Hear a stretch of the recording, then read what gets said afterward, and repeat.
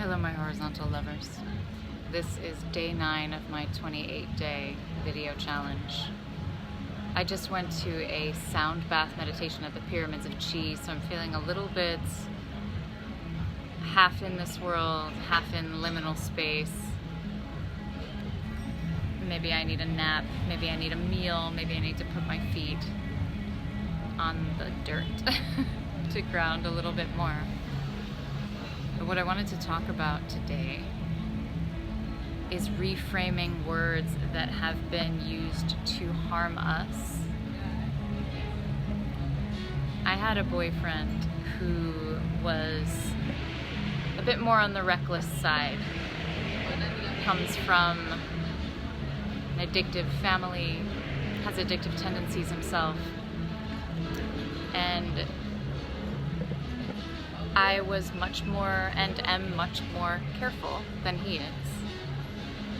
We were going to the beach one day in a fairly safe area, and everybody puts their sandals in one spot, and that made me feel a little bit dicey, a little bit uncomfortable. I'm not used to that, being a New Yorker. You always take your shoes with you, even if you take them off. And I didn't want to leave also my bag on the side as we were taking a dip. And the way that I explained this, was I said, I'm paranoid. I'm paranoid, I'm going to take my bag with me.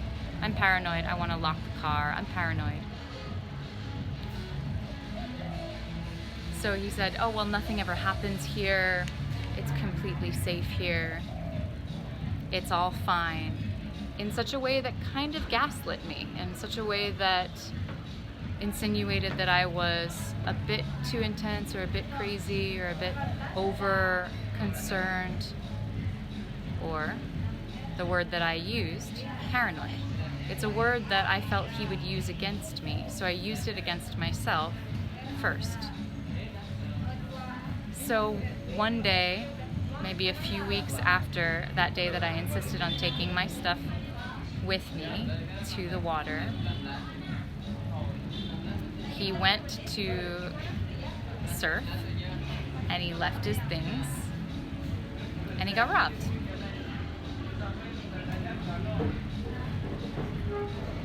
And I had a really hard time. I'm not sure if I said anything like I told you so, but if I didn't, I had a hard time not saying it. But only because he had gaslit me. I wouldn't have thrown that at him otherwise. Even so, it's not ideal. And then I was preparing for my 10,000-mile cross-country road trip. And I was out at the marina where my friend who loaned me his car so that I could go on this road trip was living on a boat, and that's where his car was. And I had brought half of my things over a few days before, and now I was there with the rest of my things, and my friend had driven me out there. And it was a marina in New Jersey, not like Manhattan, maybe much more safe. But still, I wanted, even as we were taking the things from one side of the parking lot to the other, I wanted to lock the back of her van. And I started to say, oh, it's because I'm paranoid. And then I stopped myself and said, I'm not paranoid. I am careful and meticulous and smart. I'm careful and meticulous and smart. And that's why my things didn't get stolen that day, because I'm careful and meticulous and smart. Not that they won't ever, knock on wood, you never know what happens, but the way I am is okay. And so reframing that from I'm paranoid to I'm careful and meticulous and smart was a turning point for me. Everything that we have that feels like a curse or feels like a flaw has a gift. And every gift has a challenge, and every gift has a shadow, and every gift has a burden. This is day 9, I think, of the 28-day video challenge.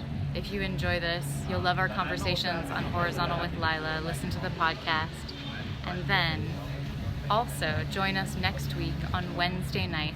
You can put in some input on the topic you'd like to hear about. Wednesday night, 9 p.m. Eastern Standard Time. A live horizontal show on Get Vocal. Thanks for listening. Thanks for watching. I love you. Signing off from the lovely Zest Cafe